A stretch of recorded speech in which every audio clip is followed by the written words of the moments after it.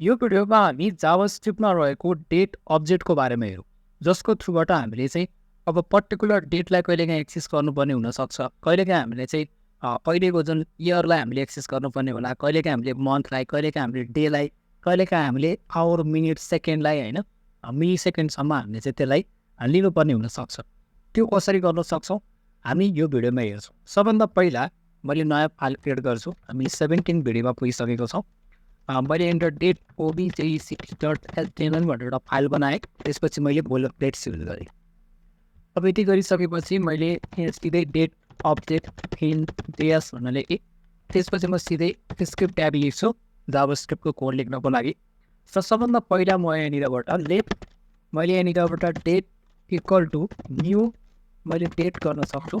र यो गर्नुको मिनिङ के हो त भन्दा न्यू डेट भन्ने मैले एउटा कन्स्ट्रक्टर बनाएँ अथवा भनेर अब्जेक्ट बनाएँ। अब्जेक्ट बनाइसके पछाडि यहाँनिर चाहिँ यो डेट भन्ने फङ्सनले चाहिँ के गर्दो रहेछ त भन्दाखेरि यसले टोटल डेटलाई लिएर आउँछ। जस्तै अब मलाई सपोज अहिलेको डेट मेरो के छ भनेर हेर्नु पऱ्यो भने मैले अहिलेको यो करेन्ट टाइम है म जुन लोकेसनमा छु त्यसको यसले ट्रेस गरेर यसले आउटपुट दिने भयो। डकुमेन्ट डट राइटमा मैले डेट भन्ने यसरी जस्ट मैले राख्थेँ। त्यसपछि म गोलाइमा क्लिक गर्छु। यसले के आउटपुट दिन्छ पहिला हेरौँ है त। यसले दिएको आउटपुट हेर्नुहोस् त, सन्डे सेप्टेम्बर 24, 2023 20:38 भनेपछि 8:38:31 गएको छ र यो नेपालको टाइम भनेर एक्ज्याक्टली दियो। अब यो होल टोटल टाइम यसरी आएको छ। अब नर्मल्ली हामीले चाहिँ यस्तो खालको टाइम हामीले फर्मेट युज नगरेको हुनसक्छ। मलाई के मात्र चाहिन सक्छ, इयर, मन्थ, त्यसपछि डे चाहिन सक्छ।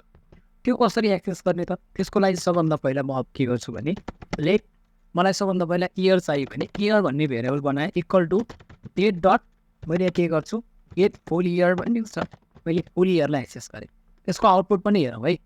आउटपुट पनि हेर्दै जाउँ। अब मैले डेटको ठाउँमा यहाँनिर इयरलाई म डिस्प्ले गराउँ। हेर्नुहोस् है 2023 ठिक छ। अहिलेको हाम्रो इङ्ग्लिस डेट के हो 2023 हो।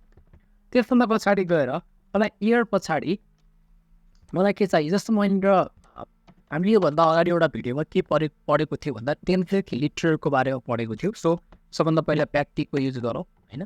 त्यस पछाडि यहाँनिर गएर म के गर्छु भने सबभन्दा पहिला मैले इयर लेख्छु। इयर लेखेँ मैले यहाँनिर। इयर लेख्नको लागि सबभन्दा पहिला मैले के गर्नु पऱ्यो $साइन र त्यसपछि मैले कर्ली ब्रासेसभित्र इयर लेखेँ।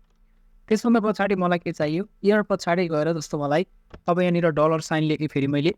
त्यसपछि सपोज म एउटा भेरिएबल बनाउँछु मन्थ भन्ने।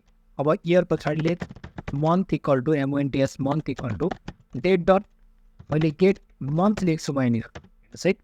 गेट मन्थ लेखेँ मैले। त्यस पछाडि मैले यहाँनिर पहिला तपाईँलाई म आउटपुट देखाउँछु। जस्ट मैले यहाँनिर के गरेँ कर्ली ब्रासेस दिएँ।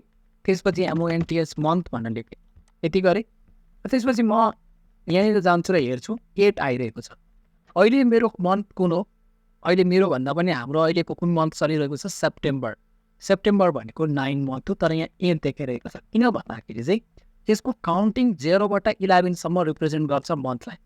त्यसको भ्यालु भनेको चाहिँ 0बाट 11सम्म रिप्रेजेन्ट गर्दाखेरि चाहिँ के भयो त भन्दाखेरि हाम्रो 12वटा मन्थलाई रिप्रेजेन्ट गर्यो नि त। सो स्टार्टिङ 0 भएको कारणले गर्दा 8 देखाइरहेको छ यहाँनिर।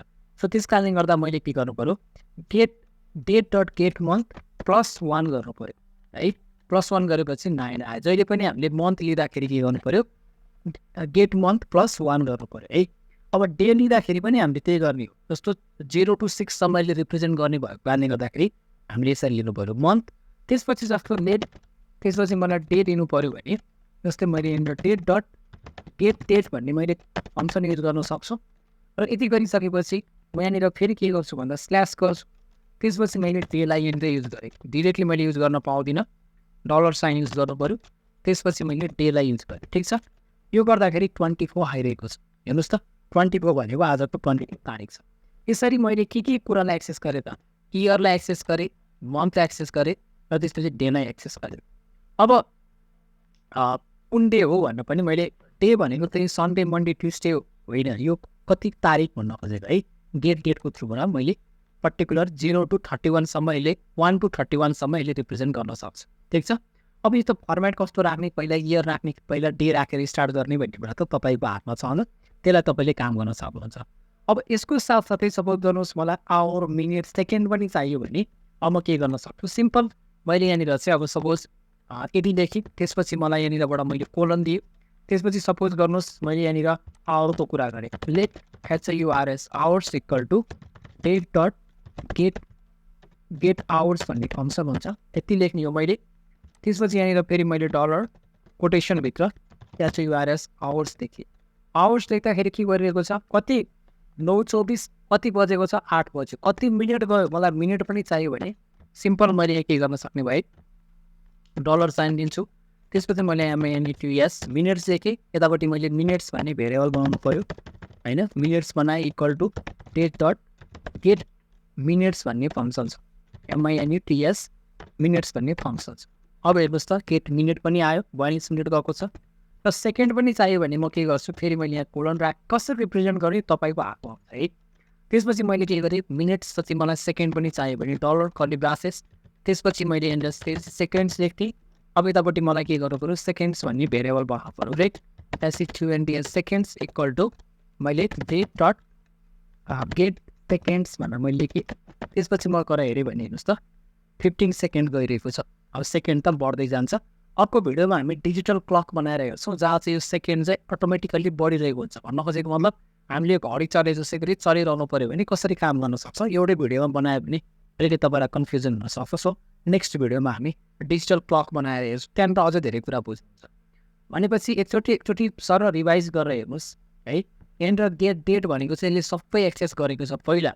त्यस कारणले गर्दा मैले जति पनि इयर एक्सेस गर्दा नि, मन्थ एक्सेस गर्दा नि, त्यसको कति तारिक एक्सेस गर्दाखेरि पनि आवर्स मिनट सेकेन्ड जे एक्सेस गर्दा नि मैले के गरिरहेको छु, त्यो डेट भन्ने रिफरेन्स भेरिएबललाई मैले एक्सेस गरेर त्यसको त्योभित्र पहिला डेटलाई एक्सेस गरेको छु। योभित्र सबै कुरा एक्सेस छ होइन। अब त्यो सबै कुरा भएको ठाउँबाट मलाई year month date hour minute second मैले यसरी लिन सक्छु। र त्यसपछि मैले यो टेम्प्लेट लिटरलको थ्रुबाट यसरी डिस्प्ले गरेको छु। यसमा तपाईँले प्लस कन्क्याटिनेसन पनि प्रयोग गर्न सक्नुहुन्छ। अब कसरी डिस्प्ले गर्ने भन्ने कुरा तपाईँको हातमा छ। यसरी हामीले डेट टाइमको चाहिँ प्रयोग गर्न सक्छौँ। डेट अब्जेक्ट चाहिँ जाभास्क्रिप्टमा हामीले यसरी प्रयोग गर्न सक्छौँ। केही कन्फ्युजन भयो भने कमेन्ट सेक्सनमा कमेन्ट राख्नु होला। हामी अर्को भिडियोमा भेट्नेछौँ। च्यानलमा नयाँ हुनुहुन्छ भने चाहिँ यो भिडियोलाई लाइक र च्यानललाई सब्सक्राइब गर्नुहोस्। तपाईँले यो भिडियो आफ्नो साथीहरूसँग सेयर गर्नुहोस् है त। धन्यवाद।